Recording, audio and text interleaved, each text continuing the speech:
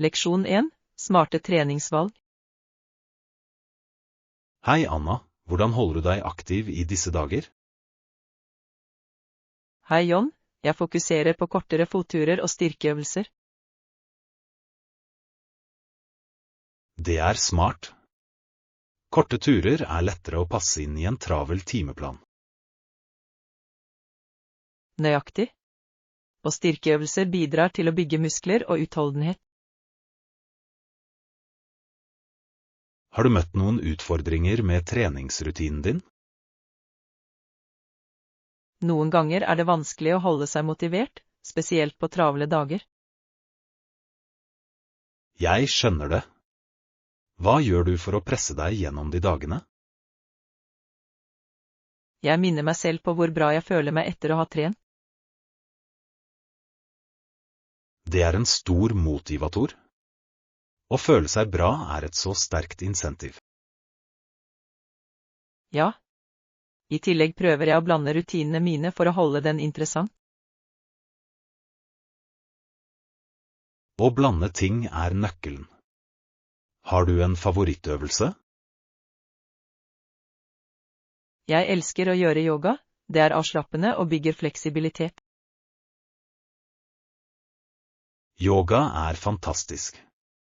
Jeg burde prøve å inkludere det i rutinen min. Det burde du. Det er flott for både kropp og sinn. Jeg skal se etter noen klasser i nærheten. Noen forslag? Det er nok av nettkurs også. Det er superpraktisk. Det høres perfekt ut. Jeg skal utforske alternativene mine og komme i gang. Leksjon 2. Vitenskapelige gjennombrudd. Hei Anna, hørte du om den nylige vitenskapelige oppdagelsen? Hei John, ja. De sier det er en av de viktigste oppdagelsene gjennom tidene. Nøyaktig. For første gang kunne forskere demonstrere hvordan DNA fungerer. Det er fascinerende. Å forstå DNA er avgjørende for så mange felt. Høyre. Det kan føre til gjennombrudd innen medisin og genetikk. Se for deg mulighetene for å behandle sykdommer mer effektivt. Absolutt. Dette kan endre måten vi nærmer oss helsevesenet.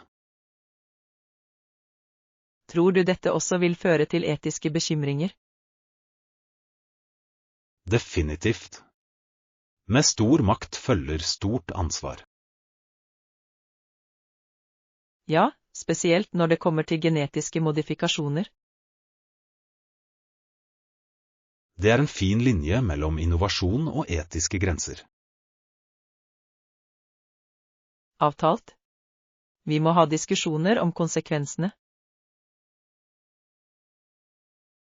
Hva tror du er de største fordelene med denne oppdagelsen?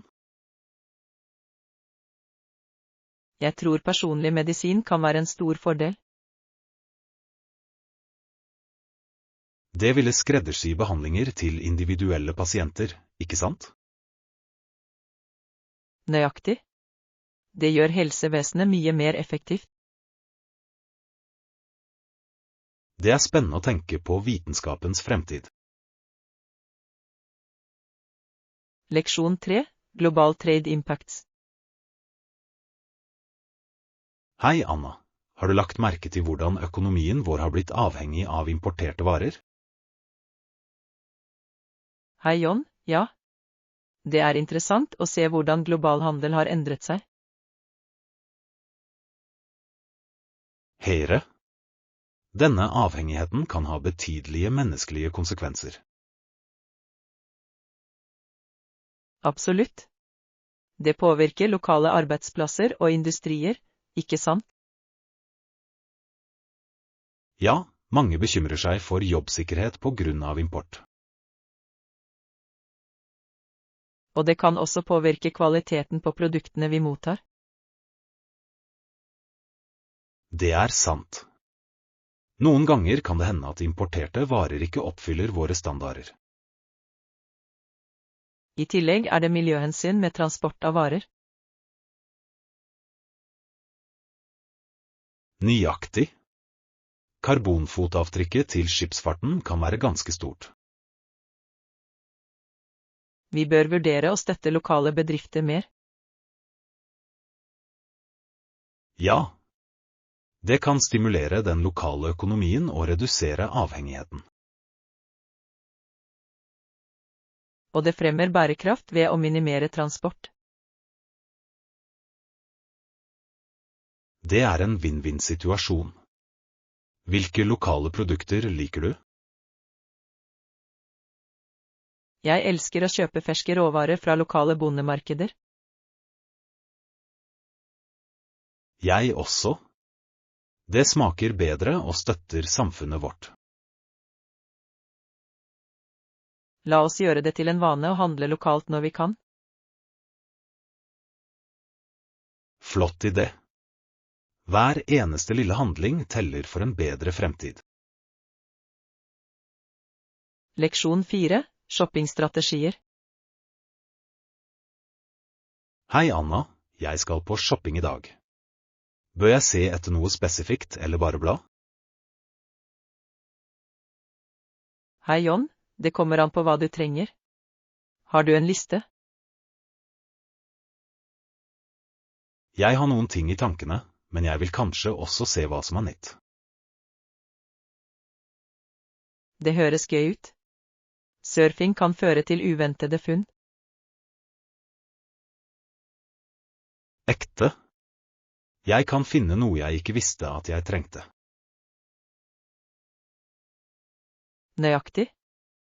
Noen ganger er de beste kjøpene spontane. Har du noen gang funnet noe fantastisk mens du bare surfer? Ja. En gang fant jeg en vintagejakke som passet perfekt for meg. Det er kjempebra. Vintage-elementer kan ha en slik karakter. Det gjør de virkelig. Dessuten er det fint å ha noe unikt.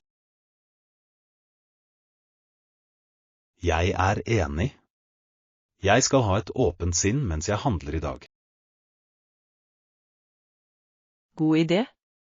Du kan snuble over mye. Og hvis jeg finner noe jeg elsker, vil jeg vurdere det som en seier. Absolutt. Nyt shoppingeventyret ditt. Takk, Anna. Jeg skal fortelle deg hva jeg finner. Leksjon 5. Utforske nye steder. Morgen, Anna. Jeg har tenkt på å besøke noen nye steder. Noen forslag? Hei John, det høres forfriskende og hyggelig ut. Hva slags steder er du interessert i? Jeg er åpen for alt. Parker, museer eller til og med nye kaféer ville vært flott. Det er en nydelig botanisk hage ikke så langt herfra. Det høres vakkert ut. Jeg elsker å være omgitt av natur. Det er virkelig fredelig der, og blomstene er fantastiske. Jeg kan tenke meg. Er det noen spesielle hendelser som skjer der? Ja, de har ofte workshops og omvisninger. Det vil gjøre besøket enda mer interessant. Definitivt. I tillegg kan du lære om forskjellige planter. Det vil jeg gjerne. Hva med kaféer? Noen favoritter? Det er en koselig kafé som serverer fantastiske bakverk og kaffe. Ennam. Jeg er alltid klar for å prøve nye godbiter. La oss planlegge en dag for å utforske både hagen og kafeen. Det høres ut som en perfekt dag ute. Jeg kan ikke vente. Leksjon 6. Skjønnheten ved fossefall. Hei, Anna. Har du noen gang sett fossene opplyst om natten? Hei, John. Ja. De skinner lys på fossen som gjør dem enda mer dramatiske. Det er fantastisk, er det ikke? Fargene gir virkelig vannet liv. Absolutt. Jeg elsker hvordan lyset endrer atmosfæren fullstendig. Husker du første gang du så dem opplyst? Ja. Jeg ble overrasket over skjønnheten. Det føltes magisk. Jeg følte det på samme måte. Det er som et helt annet sted om natten. Og lyden av vannet legger til opplevelsen. Definitivt. Det er så beroligende, spesielt med lysene. Har du besøkt noen andre fossefall? Jeg har vært på noen få, men ingen kan sammenlignes med de her. Jeg er enig. Det er noe spesielt med disse fallene. Kanskje vi bør planlegge et nattbesøk snart. Ja. Det hadde vært flott å oppleve det igjen sammen. La oss gjøre det. Jeg tar med litt snacks som vi kan nyte. Leksjon 7. Slipp kreativiteten løs. Morgen, Anna. Tror du alle har en kreativ side? Hei, John. Jeg tror det. Noen uttrykker det bare annerledes. Nøyaktig. Noen komponerer vakker musikk eller maler bilder. Ja. Kreativiteten ser ut til å være inne i dem, og venter på å bli utløst. Det er fascinerende hvordan kreativitet kan manifestere seg i ulike former. Absolutt. Selv skriving kan være et godt utløp for kreativitet. Hva liker du å gjøre for å uttrykke kreativiteten din? Jeg liker å skissere og noen ganger skrive poesi. Det er fantastisk. Skisser lar deg fange øyeblikk visuelt. Ja. Det er en morsom måte å dokumentere tankene og følelsene mine på. Jeg elsker det. Jeg prøver ofte å skrive musikk når jeg føler meg inspirert. Det er fantastisk. Å skrive musikk må være så tilfredsstillende. Det er det virkelig. Det er som å fortelle en historie uten ord. Nøyaktig. Vi burde ha en kreativ dag sammen en gang. Flott idé. Vi kan dele våre ideer og inspirere hverandre.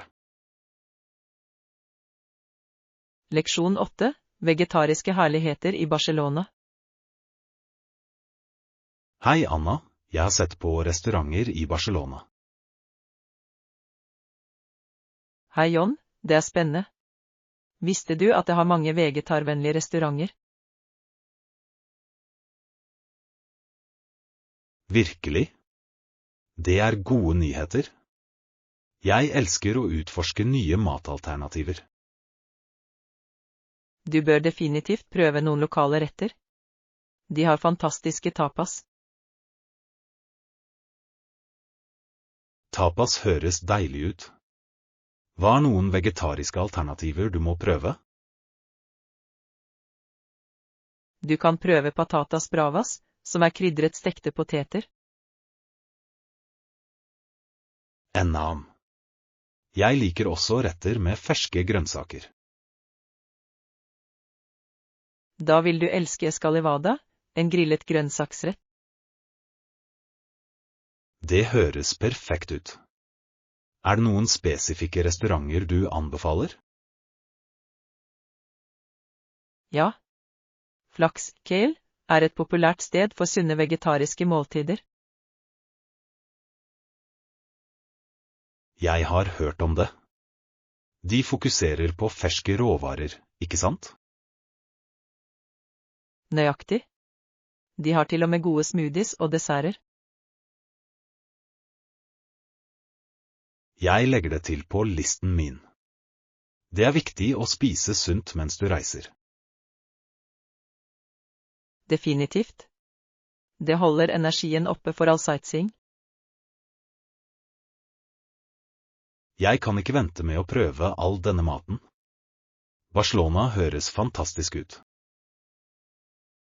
Leksjon 9. Maktens maskineri. Morgen, Anna. Jeg har tenkt på hvordan maktstrukturer fungerer i samfunnet. Hei John, det et interessant tema. Hva mener du med maktstrukturer? Jeg mener hvordan systemer må bringe i spill alle elementene i maskineriet deres. A. For å opprettholde kontrollen og undertrykke alle forsøk på å kaste fra seg makten. Nøyaktig. Det fascinerende hvor komplekse disse systemene kan være. Ja, og de bruker ofte ulike metoder for å beholde kontrollen. Som propaganda eller økonomisk innflytelse, ikke sant? Ja. De kraftige verktøy for å forme opinionen. Det spennende å se hvordan historien har vist disse mønstrene. Definitivt. Å forstå denne dynamikken nøkkelen til å ta informerte valg. Hvordan tror du enkeltpersoner kan motstå manipulasjon? Utdanning og kritisk tenkning avgjørende for empowerment. Jeg enig. Jo mer vi lærer, jo bedre rustet vi. Det handler om å være klar over kreftene som spiller rundt oss. Nøyaktig.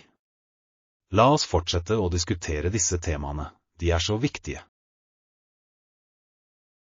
Leksjon 10. Utvide forretningsstrategier. Hei Anna, jeg har tenkt på måter å utvide kundebasen vår på. Hei John, det et flott mål. Hvilke strategier har du i tankene? Jeg synes vi bør vurdere målrettede markedsføringskampanjer. Det smart. Å skreddersy budskap kan virkelig tiltrekke seg spesifikke målgrupper.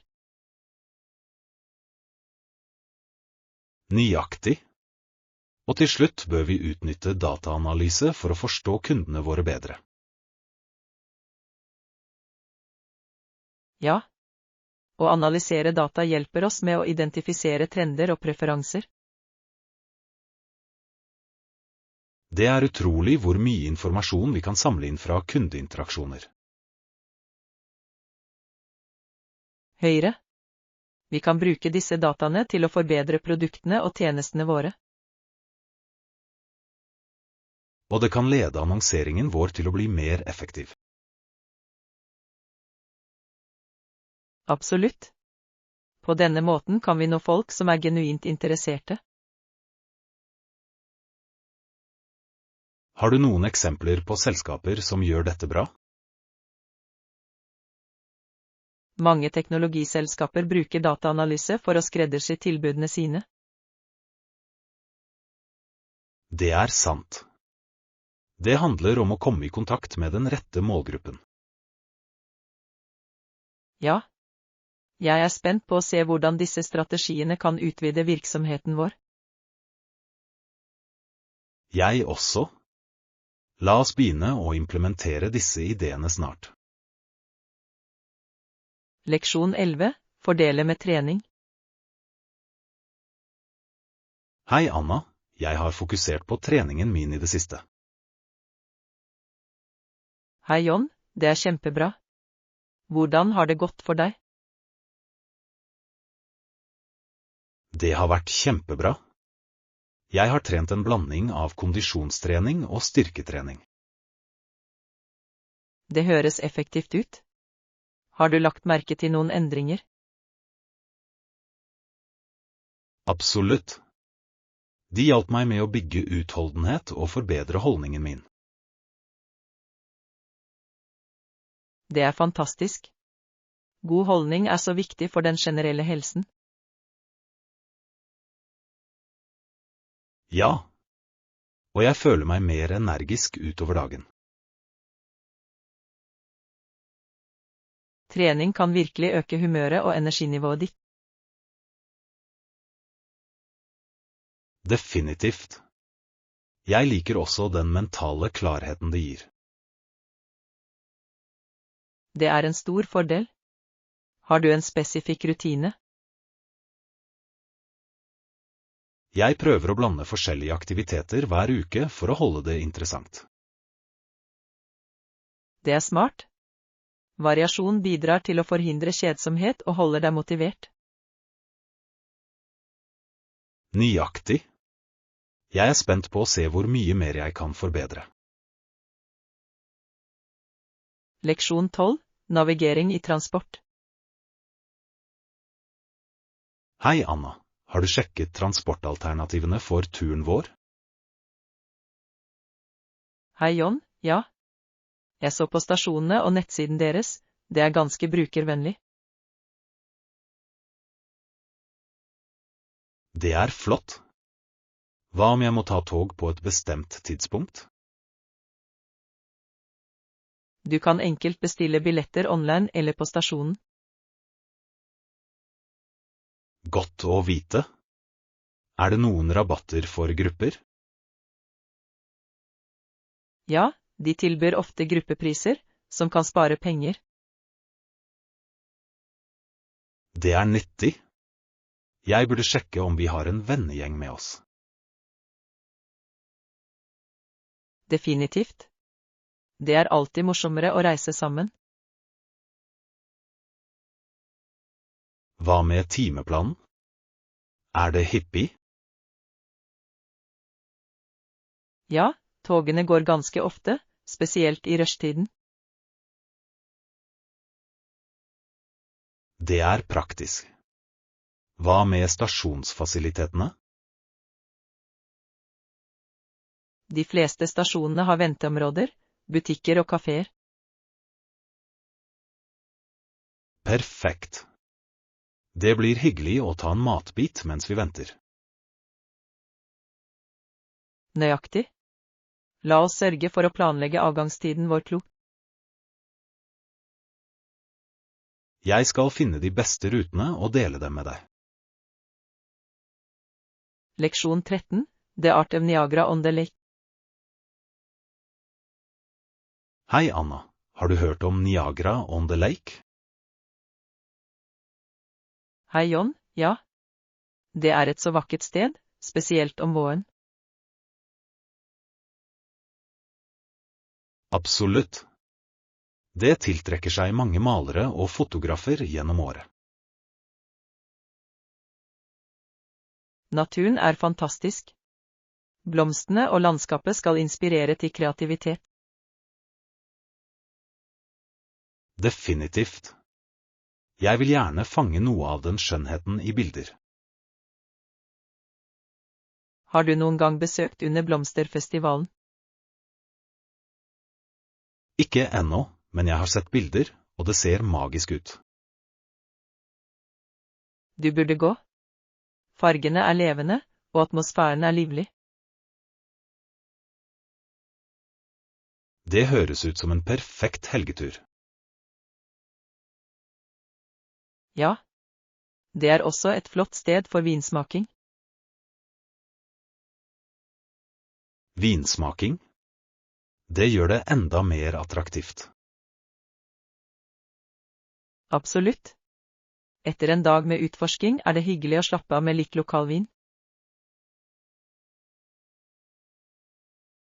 La oss planlegge en tur dit snart. Det høres ut som en fantastisk opplevelse. Leksjon 14. Essensen av europeisk kultur. Hei Anna, jeg tenkte på begrepet europeisk kultur. Hei John, det er et spennende tema. Hva tenker du på? Jeg tror at essensen av Roma ikke bare er historisk. Den representerer en bredere europeisk idé. Absolutt. Europeisk kultur er rik og mangfoldig, ikke begrenset til et sted. Nøyaktig. Det er formet av mange påvirkninger gjennom århundrer. Ja, og det inkluderer kunst, filosofi og til og med kulinariske tradisjoner. Høyre. Hvert land gir sin egen smak til den europeiske identiteten. Tror du denne ideen tilhører en bestemt gruppe eller institusjon? Egentlig ikke. Det er mer en kollektiv arv som deles av alle europeere. Jeg er enig. Det er et billedvev vevd av mange forskjellige tråder. Hvilke aspekter ved europeisk kultur synes du er mest interessant? Jeg elsker kunst og arkitektur, spesielt fra renessansen. Det er et godt valg. Kreativiteten fra den tiden er virkelig inspirerende. Ja. Den viser hvordan kultur utvikler seg og påvirker fremtidige generasjoner. Absolutt. La oss utforske mer om det sammen en gang. Leksjon 15. Coastal Beauty i Nova Scotia. Hei Anna, har du noen gang vært i Nova Scotia? Hei John, ja. Den sørøstlige kysten er fantastisk, ikke sant? Det er det virkelig. Den har mange pittoreske fiskelandsbyer. Jeg elsker sjarmen til de landsbyene. De har en så unik stemning. Nøyaktig. Hver og en har sin egen karakter og historie. Og utsikten er fantastisk, spesielt ved solnedgang. Ja. Kystlinjen er oversådd med vakre strender og klipper. Har du besøkt noen spesifikke landsbyer der? Jeg dro til Lundburg. Det er et UNESCOs verdensarvsted. Det er fantastisk. De fargerike bygningene er ikoniske. Det er de virkelig. Og sjømaten der er også utrolig. Fersk hummer og kamskjell er et mest prøve. Absolutt. Det er et perfekt sted for sjømatelskere. Leksjon 16. Naturens skjønnhet. Hei Anna, jeg har tenkt på å utforske noen natursteder. Hei John, det høres bra ut. Har du et bestemt sted i tankene?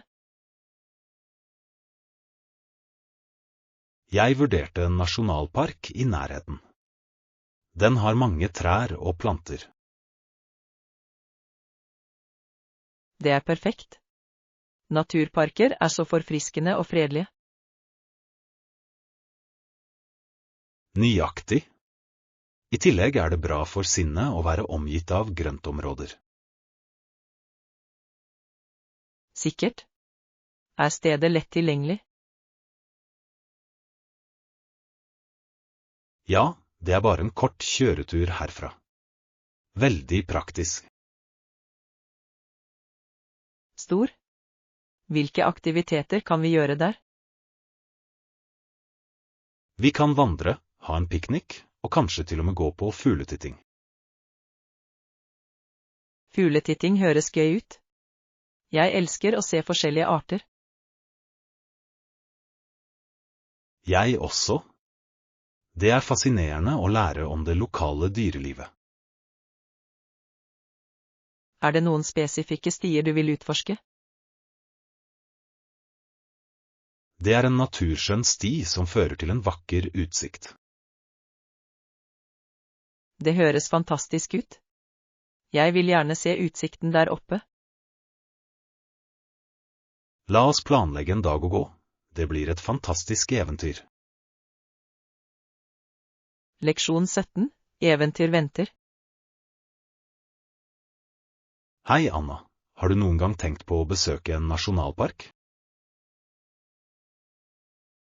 Hei, John. Definitivt. Det er så mange vakre å utforske. Jeg vet. De tilbyr et så stort utvalg av landskap og aktiviteter. Nøyaktig. Fotturer, camping og nyte naturen er alle gode alternativer. Hva om vi planla en tur til denne helgen? Det høres fantastisk ut. Hvilken park har du i tankene? Det er ikke så langt unna her, kjent for sin fantastiske utsikt. Perfekt. Jeg elsker steder med variert flora og fauna. Jeg også. Det får hver tur til å føles som et nytt eventyr. Dessuten er den flott for fotografering. Naturen er alltid fantastisk. Ja. Jeg gleder meg til å fange noen vakre øyeblikk der. La oss sjekke været og pakke kofferten. Flott idé. Et eventyr i naturen venter oss. Leksjon 18. Spisevalg. Hei, Anna. Jeg har tenkt på hvor jeg skal spise i kveld. Hei, John. Det høres gøy ut. Hvilken type mat har du i tankene? Jeg vil sørge for at vi har alternativer for alle. Ja, det er viktig å ha valg. Kanskje et sted med en variert meny? Absolutt. På den måten kan alle finne noe de liker. Jeg elsker restauranter som tilbyr vegetariske og veganske alternativer også. Definitivt. Det viser at de bryr seg om alle kundenes preferanser. Hva med å prøve den nye bistroen i sentrum? Jeg har hørt gode ting om det. De har en rekke retter. Perfekt. La oss dra og nyte måltidet vårt der. Høres ut som en plan. Jeg gleder meg til å se hva de serverer. Jeg også. Det er alltid spennende å prøve ny mat. La oss sjekke om vi trenger en reservasjon før vi drar. Leksjon 19. Refleksjon over historie. Hei, Anna. Jeg tenkte på endringene i løpet av det siste århundret. Hei, John. Det er et interessant tema. Hva er dine tanker? Mine med amerikanere, når vi ser tilbake på dette bemerkelsesverdige århundret, kan vi spørre hvor langt vi har kommet. Nøyaktig. Fremskrittene innen teknologi og samfunn har vært utrolige. Ja. Det er fascinerende å se hvordan folks liv har forandret seg. Og virkningen av internett har endret alt. Absolutt. Kommunikasjon er raskere og mer global enn noen gang. Hva synes du har vært den viktigste endringen?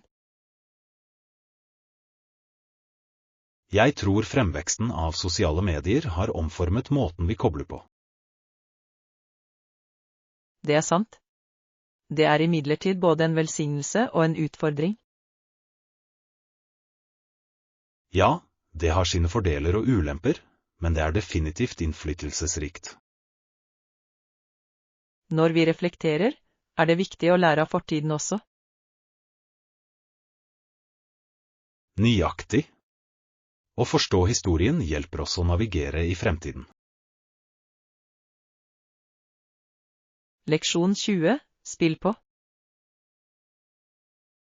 God morgen, Anna.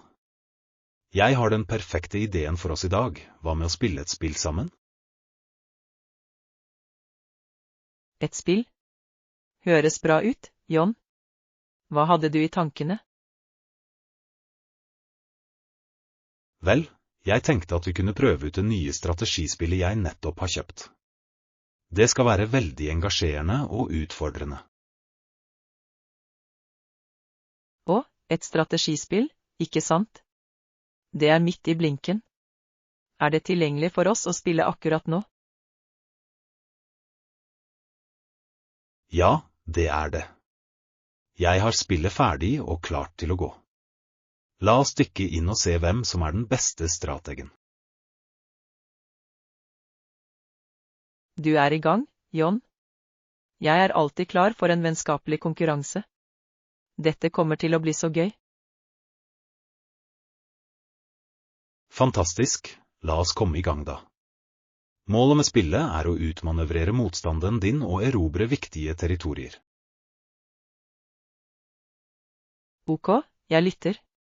Hva slags trekk og taktikker kan vi bruke for å få overtaket? Vel, det finnes en rekke enhetstyper, hver med sine egne styrker og svakheter.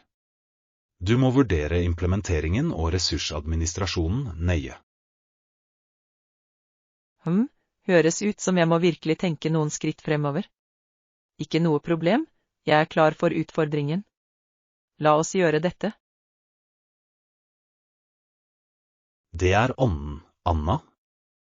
Jeg har en følelse av at dette kommer til å bli en episk kamp om vett og strategi.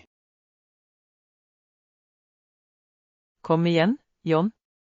Jeg skal ikke gå lett på deg bare fordi du er vennen min. Haha, jeg forventer ikke noe mindre. Ok, la oss begynne å sette opp brettet og sette i gang dette spillet. Ja, la oss gjøre det. Jeg kjenner allerede at adrenalinet begynner å komme. Dette kommer til å bli så gøy. Avtalt. Ok, første trekk er ditt. Vis meg hva du har, Anna. La lekene begynne.